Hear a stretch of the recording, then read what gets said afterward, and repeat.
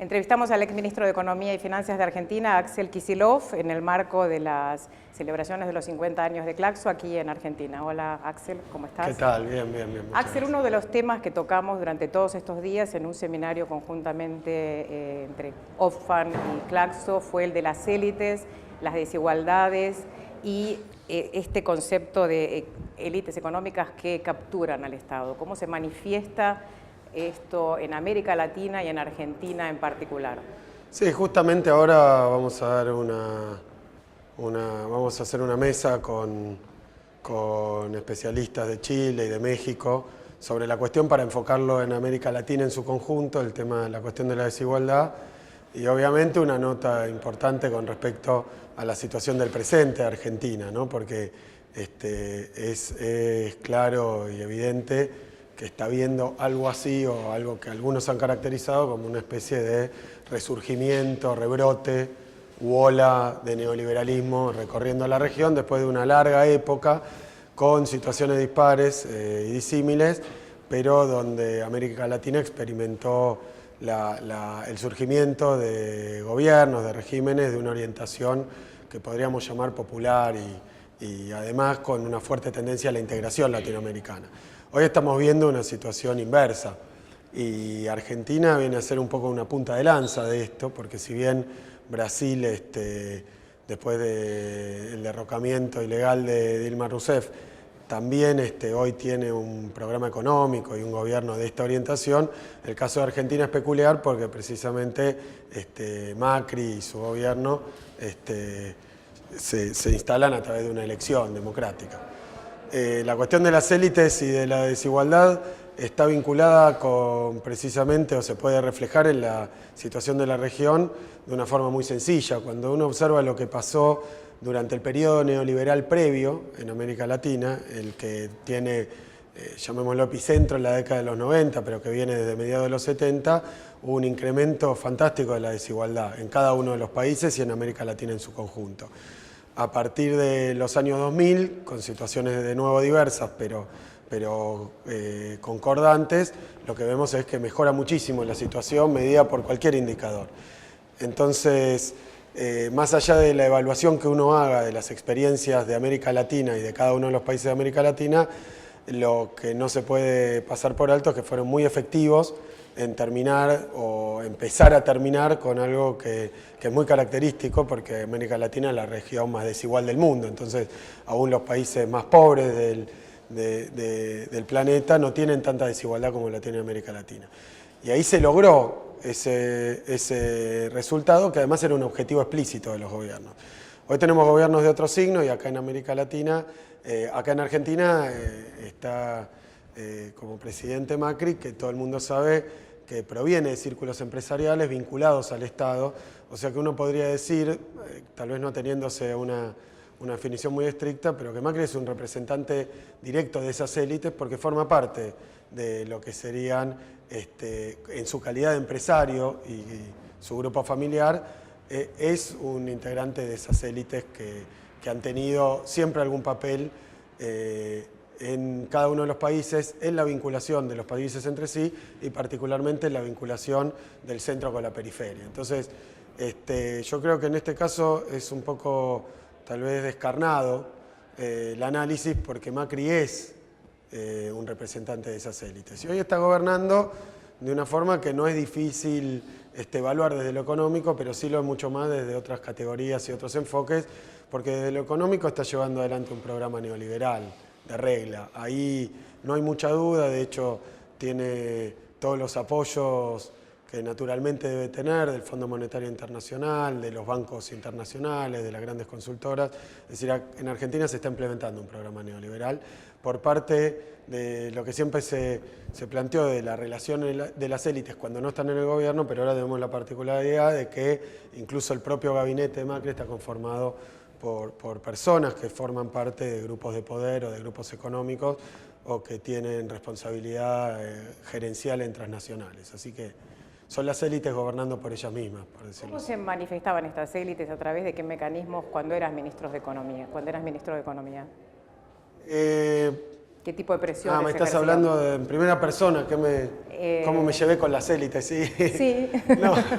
¿Cómo te trataron? ¿Cómo fueron esos mecanismos? ¿Cómo había? ¿Qué tipo de presiones? Y bueno, yo tenía mucha ejercían? custodia, ¿no? Entonces no era fácil. No, me parece que la investidura, el carácter de ministro de Economía y el manejo que uno tiene, las responsabilidades que uno tiene y también las atribuciones que uno tiene, hace que los grupos de poder y los grupos económicos necesiten mucho de un ministro de Economía. Y en general el enfoque es más bien amistoso, sobre todo en las reuniones, cuando se dan estos eventos donde uno tiene que asistir, personalmente es amistoso. Después por la prensa, a través de la prensa, los grupos de poder operan permanentemente y la verdad que si uno tiene que juzgar por las opiniones que aparecían en la prensa, obviamente a través de los manejos de las élites de Argentina, mi vinculación con ellos era más bien mala. En lo personal y en lo particular, la verdad es que venía más bien a hacer lobby, para decirlo directamente, a pedir algo, a pedir cosas. Venían con pliegos de pedidos, incluso a veces yo tuve situaciones donde venían con proyectos de ley que pretendían que fueran aprobados. Así que uno vería ahí esos mecanismos sutiles o pretendidamente sutiles por los cuales opera el poder económico sobre el poder político. Yo pude ser testigo presencial de eso y protagonista. Eso fue deteriorando un poco el trato porque yo creía que mi función no era esa, pero de todas maneras, obviamente, como estamos en el marco de una economía capitalista, los grupos empresarios, uno pretende que prosperen y que crezcan, siempre dentro de medidas que no sean lesivas de la igualdad. Eso quiere decir que no pueden hacerlo a costa del precio de los consumidores o a costa de la explotación de los trabajadores. Eran posturas que me parece que son razonables, pero no resultaban del todo simpáticas a algunos de mis interlocutores. ¿Cómo ves el ascenso de todos estos gobiernos de derecha en la región y sobre todo cómo ves poblaciones aparentemente tan resignadas a procesos de ajuste tan severos como en el caso de Argentina y de Brasil, cuando al parecer este discurso anticorrupción en el caso de Brasil no es el caso, ¿no? Porque Michel Temer se mantiene pese a la luz de denuncias que hubo en su contra? Sí, bueno, son registros distintos. Me parece que sí, que en América Latina un elemento, un resorte importante para el ascenso y la llegada al poder por distintos medios de los gobiernos neoliberales tuvo mucho que ver con la prensa y con la justicia. Cuando uno va a otras experiencias neoliberales del pasado, también en nuestros países y en la región, también los medios de comunicación y la justicia fueron claves. Es decir, yo creo que ningún proyecto neoliberal que se lleve adelante a través del Estado puede prescindir de los medios y de la justicia. Son dos instrumentos muy importantes, ¿no?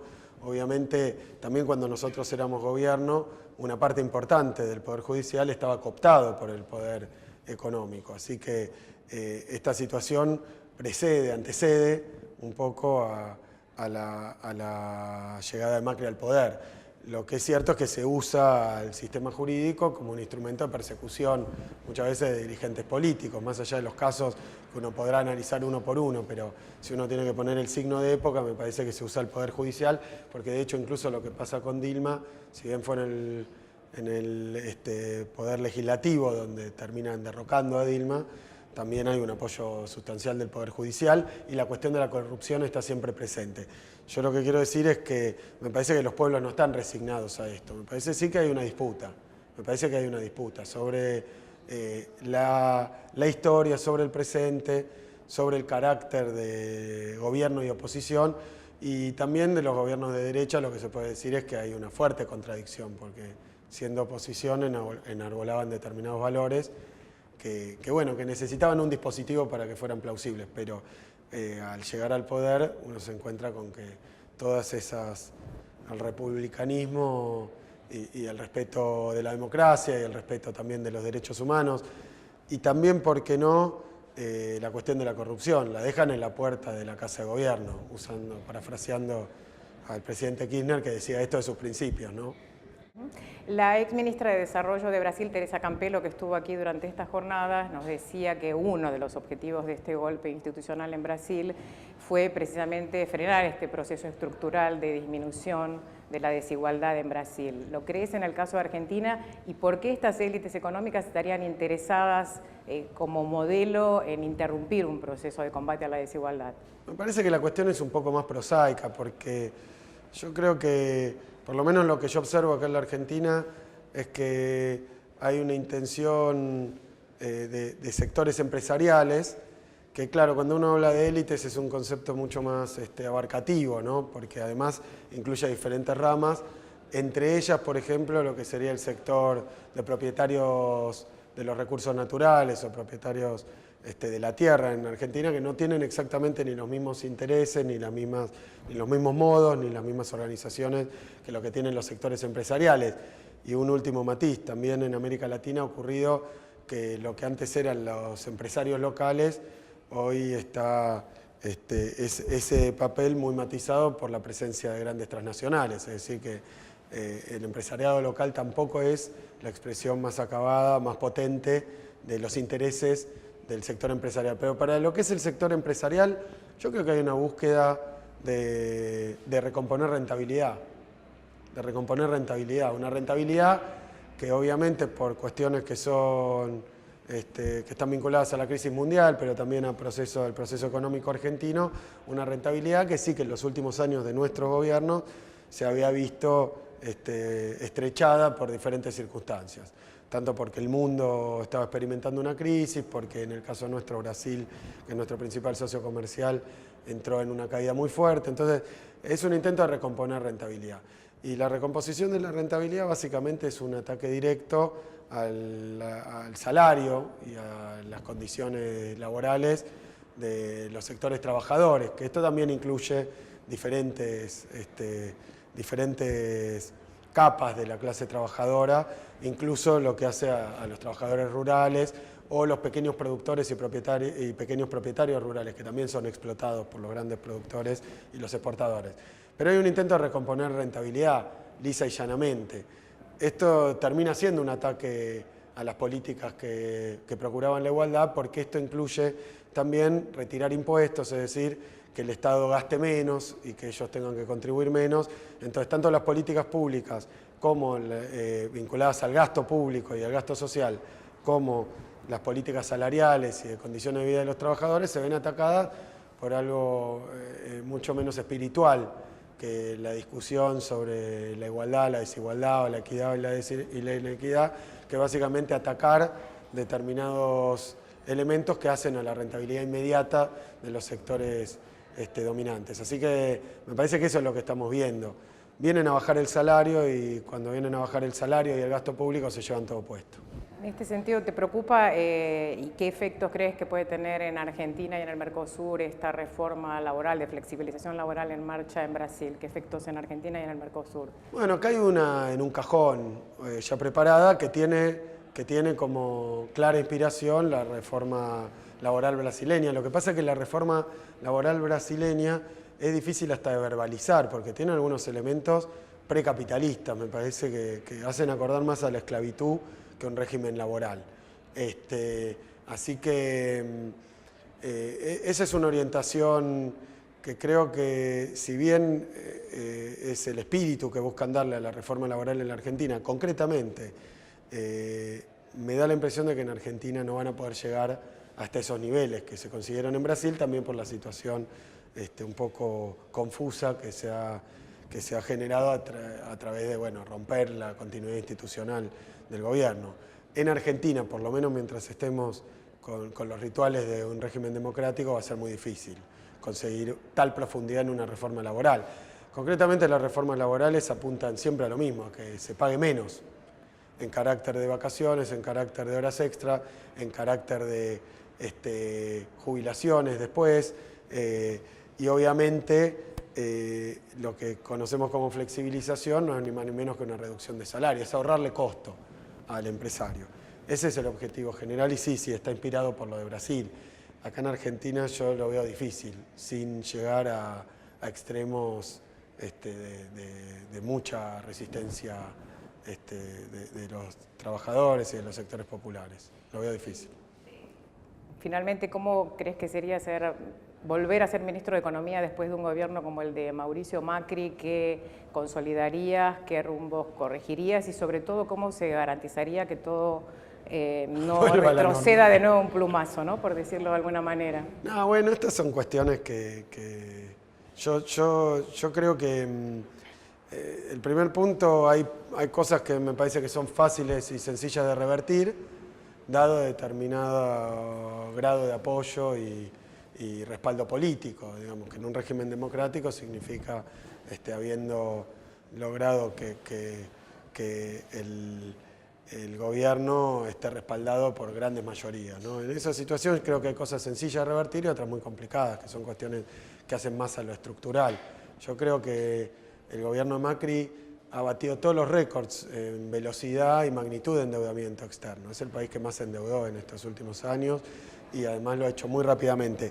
Lo que preocupa de eso es que el endeudamiento externo, bajo la forma de títulos públicos emitidos en el mercado privado de deuda, es algo muy difícil de revisar, incluso de echar para atrás. La verdad que hay que manejar la deuda, hay que administrar la deuda y da la impresión de que están como quien engorda el pavo para Navidad, ¿no? Endeudando al país lo más rápido posible, sabiendo que hay un día que va a haber que cortarle el pescuezo. Así que la metáfora la uso porque no tiene ni pie ni cabeza el grado de endeudamiento que están generando, eso es una preocupación. Después se están destruyendo puestos de trabajo, eso quiere decir que se está destruyendo trabajo, pero se está destruyendo capital también, se está destruyendo empresas. Y esas son cuestiones que son muy complicadas de reconstituir, ¿no? Muy complicadas. Llevó mucho tiempo, yo creo que 12 años fue la primera de las décadas de un proceso de reindustrialización de la Argentina. Así que también esto obedece matices, ¿no? Obviamente que desde la oposición nosotros pretendemos ponerle límites, ponerle de alguna manera algunas restricciones, sobre todo las cuestiones más estructurales.